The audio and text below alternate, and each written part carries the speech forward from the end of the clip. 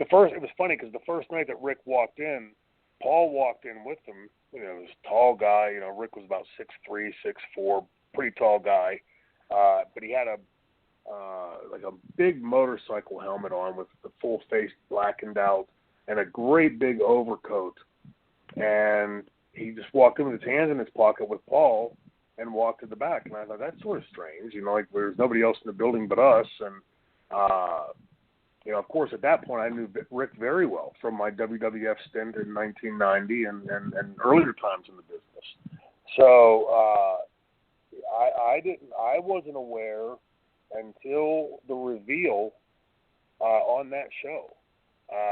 So the reaction you see from me is a legitimate reaction, both in character and as Troy Martin, because I did not know Rick Rude there.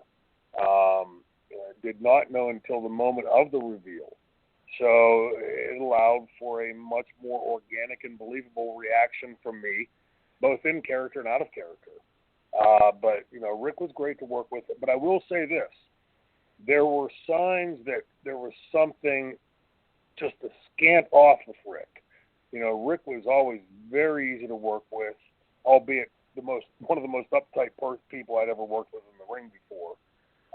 But there was an incident that happened at the CYO, the Catholic Youth Organization building in Trenton, New Jersey, when I was working with Pitbull number 2, Anthony Durante.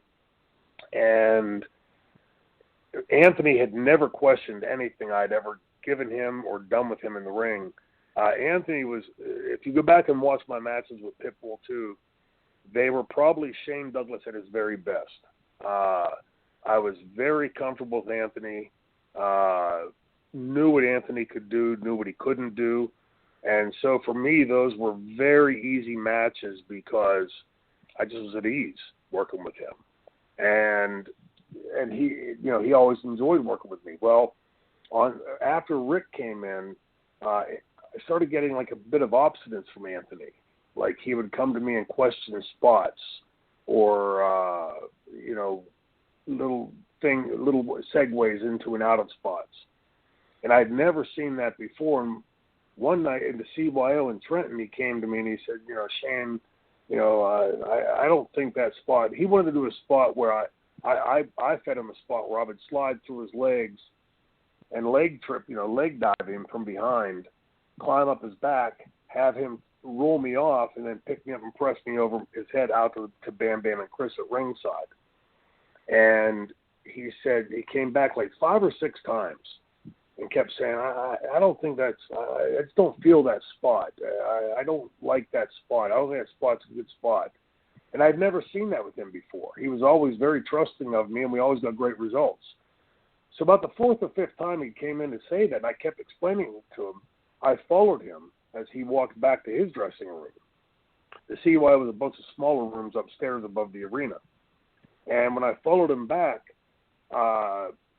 he walked in the door and closed it, and I could hear him in there talking to Rick. And, you know, Rick was feeding this to him. And so I confronted Rick later, and I said, what are you doing interjecting in my matches? You know, you're making this harder than it has to be. And he said, you're a shitty heel. And I said, okay, why am I a shitty heel, Rick? Because I certainly valued Rick's input. And he said, a great heel has more heat in his hometown than anywhere. Well, in Pittsburgh, of course, in ECW, Pittsburgh was like the inverse universe in ECW. So, you know, Paul could do all kinds of angles in Pittsburgh that he couldn't do elsewhere. And I explained that to him, and he just didn't get it. He didn't realize that the business had changed in some respects, and that really allowed ECW, a what-if universe. I was a big comic book mark growing up, and Marvel used to have a what-if series, and, you know, allowed them to explore all kinds of storyline avenues that they couldn't explore elsewhere. Same thing for ECW in Pittsburgh. You know, in Pittsburgh, I was a babyface. I didn't wrestle differently. I didn't talk differently. Didn't do promos differently. Everything was the same on the character. It was just that I'm the hometown guy. And Pittsburgh being a huge wrestling town, growing up on Bruno Sammartino and Larry Zbyszko and Dominic DeNucci and a litany of others, there was a respect factor of being the hometown guy in Pittsburgh. So it just allowed Paul a different avenue, and we explored that. Rick didn't understand that, never got it. And so it was just a difference of opinion between two heels that had drawn money in the business. But I believe in my heart that was, at that time, Rick was already experiencing some of the addiction issues that would, ultimately lead to his demise. And was sad to see it, because like I said, I always got along with Rick. When Steamboat and I were together, we worked with Rick Rude and Vader as a team. They were great to work with, if not uptight and stiff and snug.